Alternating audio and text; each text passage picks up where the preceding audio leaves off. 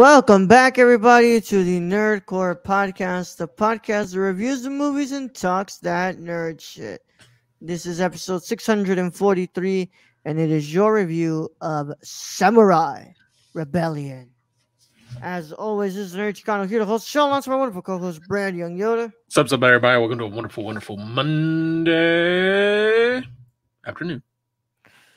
Afternoon? Evening. Night, bro. Whatever, Yeah. whenever. Yeah, man. It's nighttime. It's dark over here. Monday night early for our patrons over at patreon.com/thenerdcore at the $1 tier. You get access to this episode live and early so you can discuss it and chat with us. You can talk to us.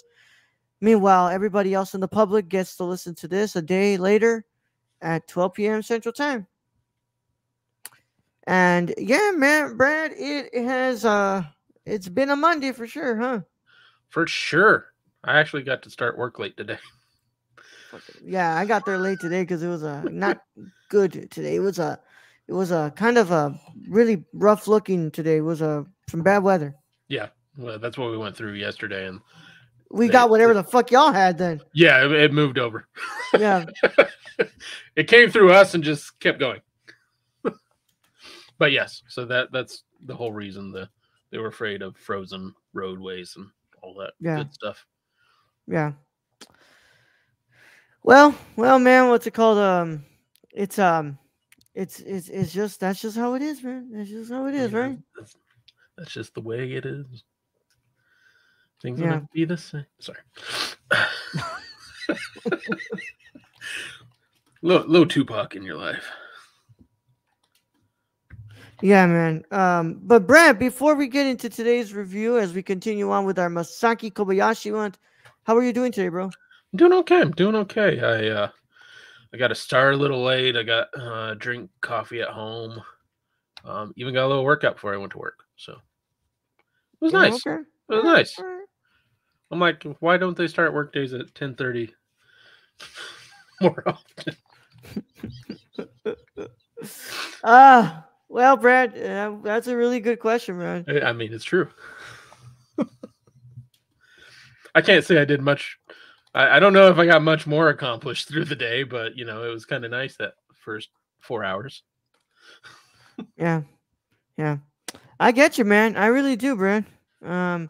So today was just a pretty normal day at work. That's all I can say. I'm just got through the day, and it was not good today. It was really rainy, it was humid and windy. Then we got a tornado watch, and then suddenly it got cold and rainy, and then it was just. Did you see they had a clip of tornadoes that were touching down in Tennessee? I don't know if it was a singular day or that was a cut for multiple days, but it sounded like it was a singular day. There were 20 freaking tornadoes touching all over Tennessee. I have no idea. I haven't seen that, Brad. Yeah, it was pretty crazy. It was in the middle of the city where it just touched down. Yeah. Freaking crazy, man. It's that's nuts, man. Mother Nature is tired of our shit. Yeah. Yeah, Mother Nature definitely is pretty, what's it called, tired of our shit, huh, Brad? It's looking that way. Yeah. Well, other than that, Brad. Stacy in the chat. Hi, Stacy. And y'all can join the chat too if you join Patreon. Missed the Golden Globes, Brad. Before I leave, somehow won in the best drama category. I don't deny it. That is a spectacular piece of cinema. Yeah. I will say this. Going forward, if I'm doing this, somebody needs to be there with me. I don't know how the hell people do it. Maybe it's because they actually have an active chat, which, by the way, no knock on Stacy. I always appreciate when you're in chat, man. I love you, man. Stacy does the heavy lifting in chat. Yeah. But, Stacy can't be going the whole time. Yeah. No, you can't. I mean, that's how the streamers work. I mean, if you've ever watched a news streamer and they don't have anyone in chat, it's kind of like that. They're kind of just they're giving dissertation on what's happening in the game, and then they look over in the chat, and the few that they get, they actually answer. But at versus least, the famous ones, and it's just scrolling chat. when we're doing this, I have you to talk to. Indeed.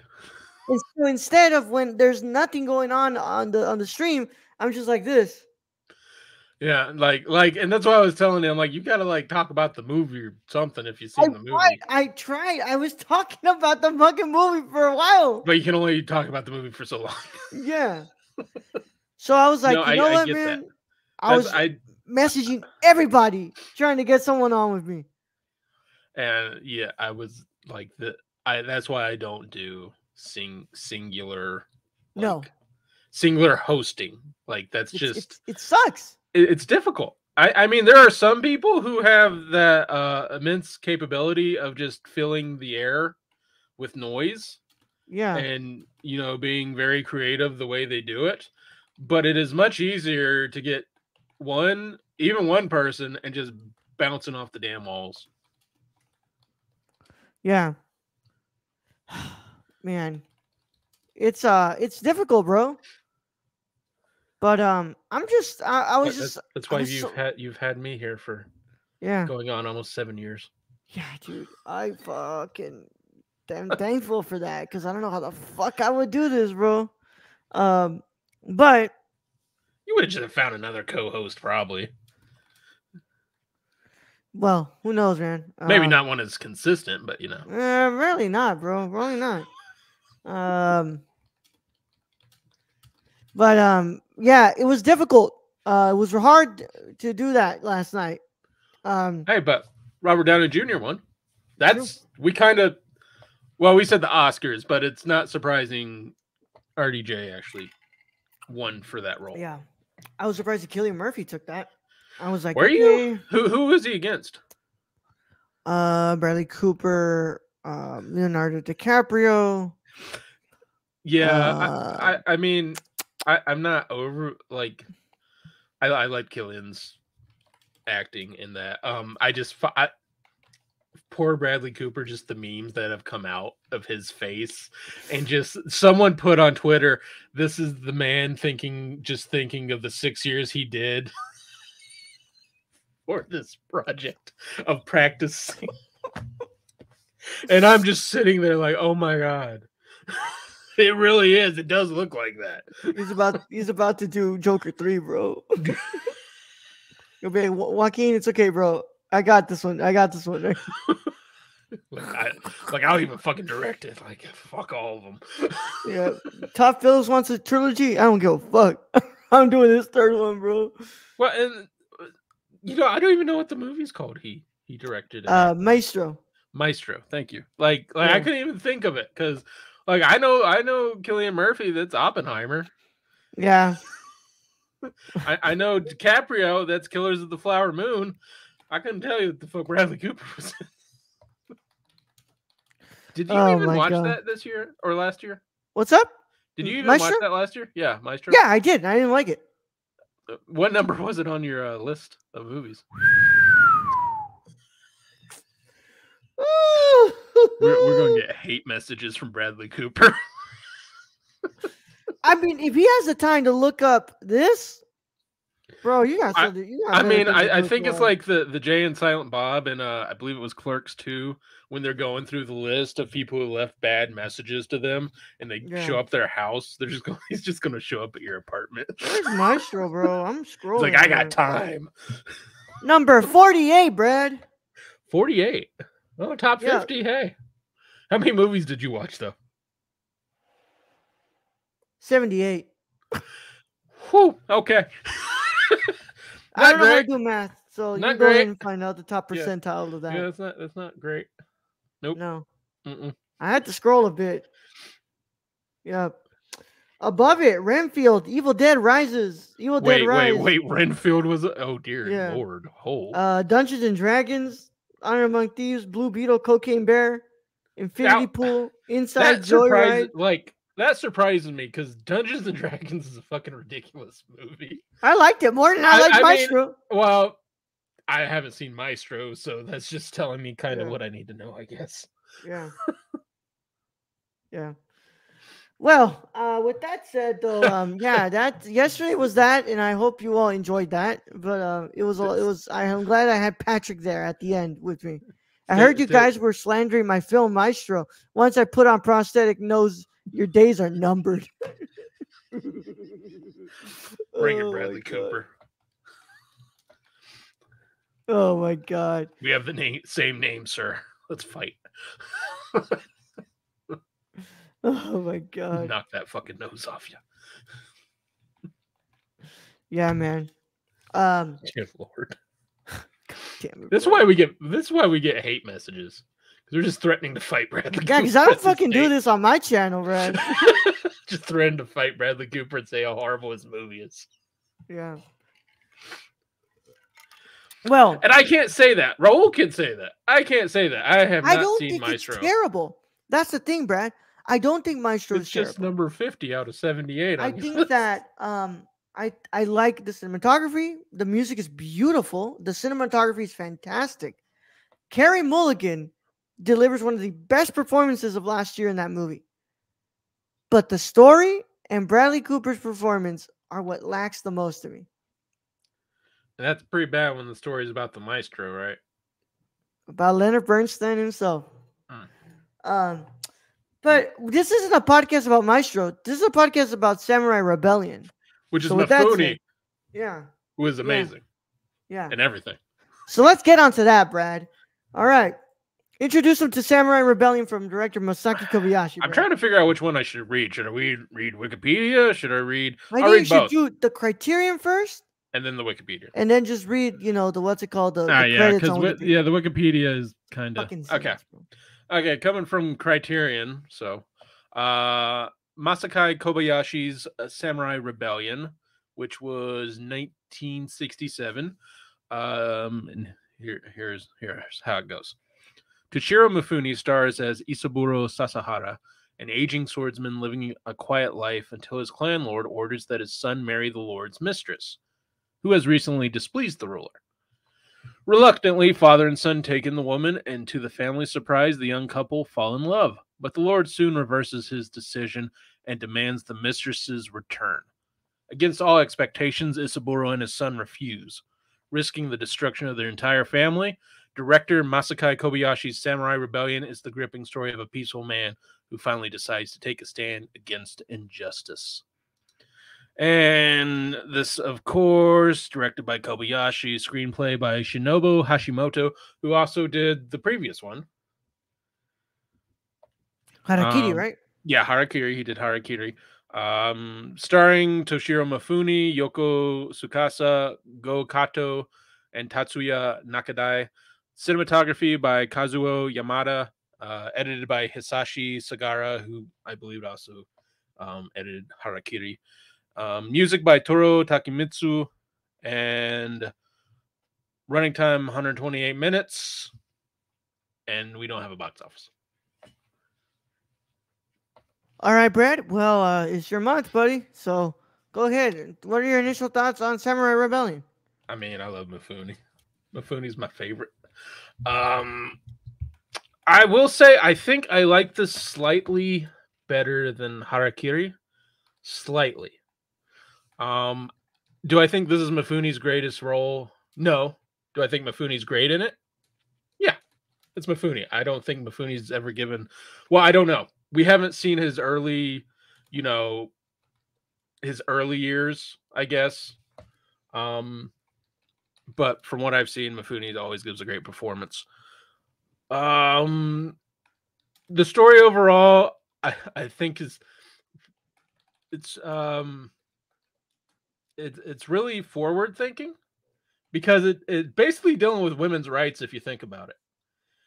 Where, the Lord is like, hey, my mistress pissed me off. I'm sending her to you and you have to marry her. And he forces her to marry her. And then his son dies, and the son that she birthed then becomes the next in line. And so he's like, oh, bring her back. She's got to take care of him.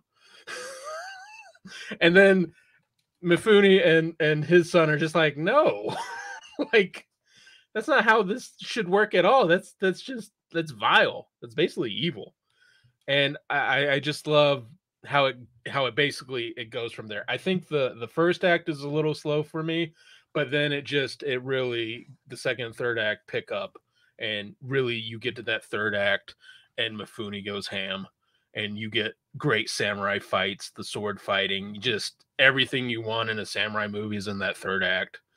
Yeah. And overall, I really did enjoy this movie. But do I put it up there with like Seven Samurai or Rashomon or like other Kurosawa ones that I like? Not quite to that point, I don't think. Brad, I'll let you know this right now, man. I like this way more than I liked. Well, not way more. I like this a little more than I liked Harakiri. Hey, I look, we agree. really, yeah, I really, what's it called? Was drawn more to the story in this one. I really like the idea of like what's going on with the clans.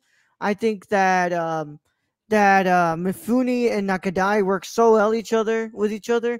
And even though it is a little rough around the edges in the first act, in the first act, it Mhm. is so worth it when you get to the third act. Oh yeah, Like that third act is great. everything that happens once they get to like what's it called with the woman, like whether like she's gonna go back to the clan or she's gonna become part of the daimyo, and then what's it called, the final fight. I mean, it's just so freaking worth it. And then Mifune's death scene, which is just his final monologue in that of talking to his granddaughter and be like, no one will remember this story, Yep. which is kind of funny because this story is actually being told to this whole range of audience in the future. So Yeah. all of us remember the story. So it's actually not true in that respect. But in that instance, you go, wow, this actually really ends on a very depressing note because he's right. Like everything that's been done to this family, Hmm. like no one's ever going to know, other than the multiple dead Yeah. that this man cut through. And we thought we saw like them kind of in Harakiri. We thought he like killed a lot of people. No. Nope. No sir. No sir.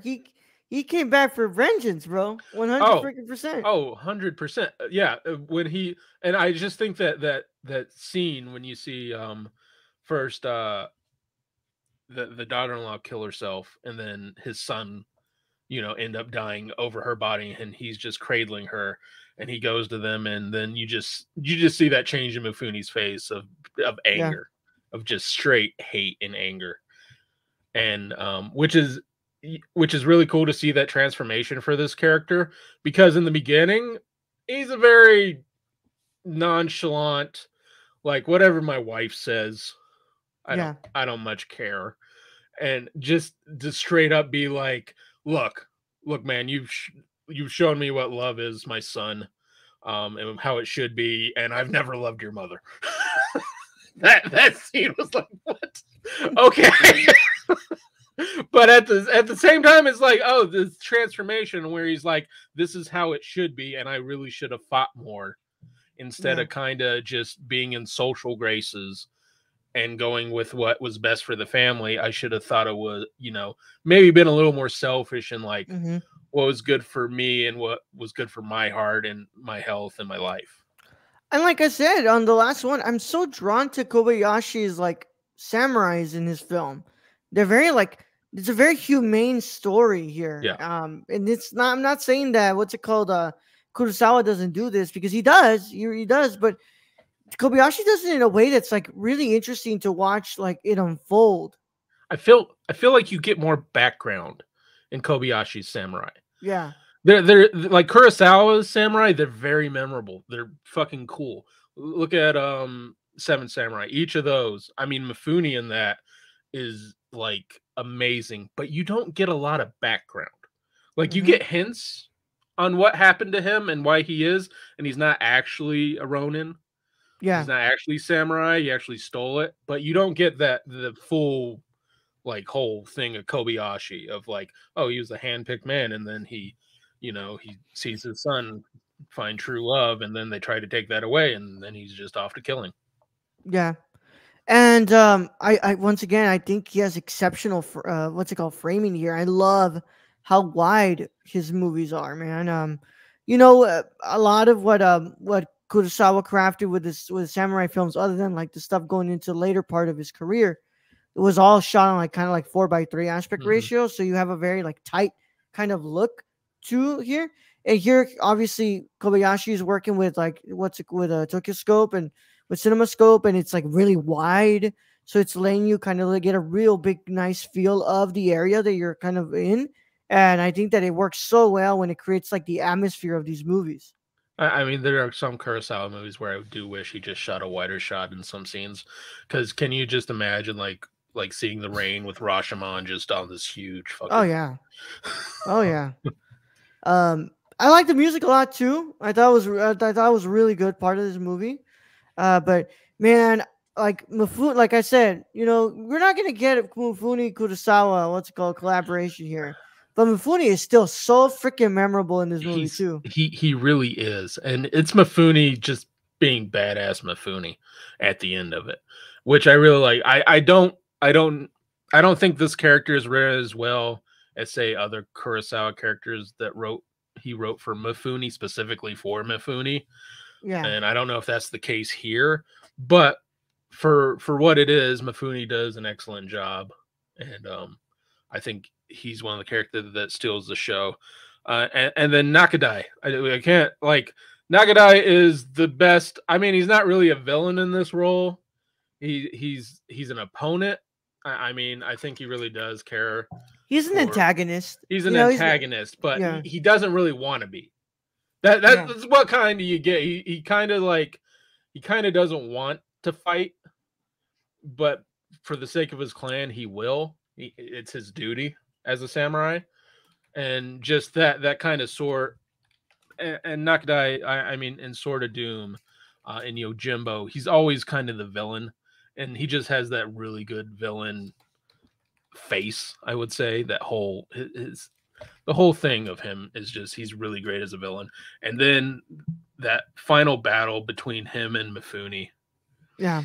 that final sword fight, that is very well shot. Like Like I told you, amazing. Brad, it was so fucking tense, like Yeah. so tense, because you're like, no, none of them wants to do the first move, and then No. like what's it called? Nakadai thinks that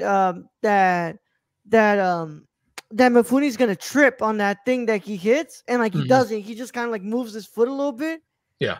and then when he actually gets that first swing in there, you're like, oh shit! Like, Yeah. is he doing? Yeah. It's like, And then you have the cut on Mifune's head. yeah, And honestly, I really thought Mifune was going to lose this. Like, I really thought he was going to lose that fight. Just yeah, the way Kobayashi did it, which I think was really well. Because I really thought Mifune was going to be, he just wasn't going to be able to win. yeah. But man, I thought it was a pretty damn good movie, man. I think it's a lot easier. Well, not easier, but I'd say that it's just I found myself following this one better. Then Uh, Harakiri. yeah, and Yeah. I just like I said, I just feel like this movie's story just drew me in a little more. And Well, once again, Kobayashi does bring up suicide in this one too. He threatens them with like, if you don't do it, you guys got to commit seppuku. yeah. And they're like, we'll do that, but you bring us the three heads of Mhm. the whole group that fucking started this. Yeah, Which I yeah, thought was great. I think again, I know people like after we did our review of Harakiri, we were reading reviews, and a lot of people really, really like the way the main character is played in that. And it wasn't particularly my cup of tea. I thought it was too robotic of a role. Just with this, Mifune, I don't think Mifune's ever done a fucking robotic role in his life. It's no, usually at some point almost too exaggerated, but it never quite gets that level. So it always comes off as just pretty awesome. Um, and I think that's what we get here is with Mifune and someone who's done multiple samurai roles and some of the best of them. I think that's yeah. what you get there is someone who like just the film just kind of goes to them and they know what to exactly to do with that. Yeah. Like I said, man, it's a damn good movie. I'm gonna give it a little bit higher of a score than I did to Harakiri, but I have to say before we get into the scoring part, I think that if they could just clean up the print, That That and the was I was audio. gonna say. That's what I was gonna say. I noticed this print was not because you had some where like the lighting on Yeah, it was like washed it out. had it had its what's called blemishes in there too. There was moments where I could see like there was like scratching in Yeah. the actual film stock, but I think the biggest thing they need to work on is the audio track. There's Mm, a lot of buzzing in the audio track, and there's a lot of like stuff that's like it just makes it feel a little disorienting. And I was like, oh man, like just clean this up. And I think yeah, that they've had themselves a pretty damn good looking film too. I think so too. I noticed the scratches and I noticed that it was a little washed out in certain frames. Yeah. But I agree. Like if they cleaned it up, it would be This a whole isn't lot available better. Blu-ray, is it? This is what's it called? This is not It available. might be. It's not a Kurosawa. It might be in 4K for all I know. Nah, this isn't. This is on DVD. Yeah, Okay. this hasn't been touched in a while. So, guys, what's going on with this, man? Y'all got to start. What's it called? You gotta be What's it called? snapping. You gotta be snapping these Mifunis up. Yeah, man. Like that's just gonna print money if you do. Yeah, Grab every Mifune movie and just 4K it. pretty much, bro. It's like This was part of a box set of what's it called? Rebel Samurai 60s swordplay classics. ooh, You had what's it called? Kill, Samurai Rebellion, Samurai Spy, and Sword of the Beast. Huh. Well, guys, clean these up, man. I don't understand why this isn't happening more. Like, why are we just letting some of these movies just stay like sit there? I mean, and yeah, they deserve to be if they have the technology, clean them up. Fuck yeah, they got the technology, man. Stacy says, "Good old Toho. If it isn't Godzilla, does it really exist?" Funny thing is this Toho, Brad? It is. Production company is Toho and Mifune Productions. Okay. Well, that right there is Yeah, yeah. that's how that's probably how they got Mifune to sign on. Is he's like, "Yeah, I want to cut. Yeah. I want a percent." Well, Brad, you know, who knows, man. But just y'all just can't let these movies just sit there. Like we got to do something with them. So please do something with them. But Yeah, yeah. With upgrade. that said, Brad, what is your final verdict on Samurai Rebellion? I am only going to go slightly higher than Harakiri, which I gave an 8.25. I'm going to give Samurai Rebellion an 8.5 out of 10. All right, Brad. I'm going in higher than I gave Harakiri. I gave Harakiri a 8, and I'm gonna go ahead and give Samurai Rebellion 8.25. That's a damn good movie. I mean, they're I pretty like this. close. Like honestly, I just did like Samurai Rebellion Yeah, slightly more, yeah, but overall, really good movies. I am enjoying Kobayashi Month, even though I've never seen any of this man's movies before this. yeah, man. And come on, man. We sure do love some samurai movies Oh here. yeah, Come on, man. I mean, and like these have had some of the best samurai fights. Yeah. To be honest. If you're a Star Wars fan, and you don't like some samurai movies, then I don't know what the hell is going on. Yeah, because I mean that's all Jedi are. Yeah, but yeah, it's man. samurai with lasers, bruh. Point is, I really do like I like what Kobayashi does with samurais, and I think that it brings a different approach that you don't see a lot of in other samurai films. No, I like I said, the background he gives to a lot of his characters, that's something that a lot of samurai movies don't even bother with. They're like, look at this cool dude with his sword. Like, okay. Yeah. And he's like, and then Kobayashi is like, and this dude has a very depressing background where his 5 sisters died of fever and now he's come to kill the fucking king or some shit. Yeah. Yeah, man. That's the Pooh trilogy. Like, Yeah. everyone dies of fever. With that said, though, let's call it. That concludes our review of Samurai Rebellion. And of course, you can go ahead and check us out on our website, nerdcore.com. Twitter is at the nerdcore _. Instagram is at the nerdcore, and on Threads as well. TikTok is at the nerdcore. We've got all those social media platforms. I'm going to probably add that to this nice little scroller here. But of course, You can also find us on Patreon, where you get this episode early before anybody else gets to listen to it or watch it. And that's over at patreon.com/thenerdcore for just $1 a month, guys. $1 a month gets you the whole backlog of everything we've done on Patreon up before we start charging $5 for some of the other commentaries. But you got a fuck ton of stuff in the backlog. Plus, you get to chat with us here before it gets released to the public. So you guys get a good stuff just for $1. $1 a month. $1 a month. Yeah. Yeah. If just everybody who subscribed gives us $1 a month, we'd be doing pretty great here. Yeah. We'd appreciate it. Appreciate it. But yeah. And also our Discord link is in the description below. So go ahead and check that out so you can discuss with us about Kobayashi. Plus, in the comments, tell us, what do you think about this movie? Do you like Masaki Kobayashi? And what did you think about Mifune in this film compared to Kurosawa's movies? Yep. With Mifune. Yeah. That would be a good one to actually hear what people's take on that is. Also, if you're watching this, go watch our review of Harakiri. Because none of y'all have watched that. So go and watch that. It's literally at 0 views right now. So please, if you're watching this, go watch the review of Harakiri, because we did a pretty damn good job on that. And we'd like to hear some of your thoughts over there too. And if you're watching this on YouTube, subscribe to the channel. Click the notification bell so you don't miss a single review that drops on the channel. And click that like button as well, because it helps us out as well. If you're listening to this on your favorite podcast app of choice, leave a 5-star review on that app and follow us on that app too, please. It would help us out a lot. With that said, though, we've got another review this week. We'll be back for you all live and early on Thursday, but that'll be available for everybody on Saturday. But for now, Brad, I'm having some fun with this, man. I'm really enjoying these movies. Yeah, I mean, Kobayashi month has turned out to be pretty delightful. Pretty delightful. With that said, Brad, let's go ahead and send him out of here. All right, Raul. Thank you for being host as always. Thank you to Stacy for joining us in chat today. Hopefully we can get some more people in the chat to join you. Thank you to all our listeners out there, all our Patreon supporters. We appreciate each and every one of you. And to end this episode, stand by your wife. Young Yoda out.